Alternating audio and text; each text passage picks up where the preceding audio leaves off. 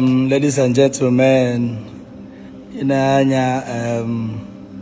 a very big privilege for me to be here. No Dogu. Senator Dr. Patrick Ifeanyi Ubah, and Newi. I want to use this medium to thank you so much. Yes. In our contact. In Anambra State as a whole, Senator Dr. Patrick Ifeanyi Ubah, they represent well. I remember when Apinjo, Odumo Okeja, Iri Issue, no Okeja, Ebia Abuja. Only one phone call, they say it's here free. And ever since that time,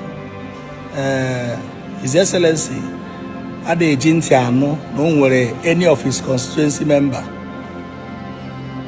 what issue? Okay, GCA. So I'm here to thank him. I'm here in the city of Abuja, right in his palace, to say a very big thank you. Okay. My daddy, my papa, my mentor, my everything, my backbone. As a boy like me, then I if I agree, I want to thank you so much, sir. Okay. I want to thank you. Just like I'm here, thank you. The female, I put it from my Nokata, naked on Facebook, naked on Nokata. And I say, I wear more Allah, all the money and Nas, and I Tigwe. We grant you your heart desire. They can't order for I know when I said God will bless you for coming for my rescue. It's my responsibility. Thank you, sir. Jpac, you're one of my constituents. And arm of government in Ara. Madam Nabeko, we have no constituency. But on the issue of Ifeanyi Ndi Igbo asị ọkụ onye egwu na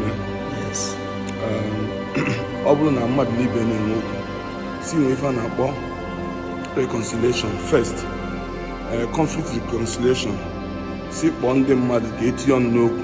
But ndị Igbo ọ dịrọ mma ife ọ na-emere jewe polisi ejekpọba mmadụ ka igosi mmadụ na-eka mmadụ ọ dịrọ mma. I'm saying it here. And when anybody will keep talking, if I back all in the last since in Jewel mother, police station. Only when you keep I have never in my life, with everything Chineke guzzling with, all of phone, all of chain a police station. So I'm saying it. Only on your begosin. Adam amen. But a lot of people will come slander me, spoil so many things, bomb me, all these things. I have also never been convicted of anything. So at the level on it today, all I would tell you, continue to preach peace, continue to also advocate for the safety of Igbo all over the world. Thank you, sir. Anything you make, anyone Igbo ne lose nananga because of culture, continue to advocate it. Thank you, sir. Thank you, sir. Thank you, sir. God bless you, sir. Okay. Thank you very much. God bless.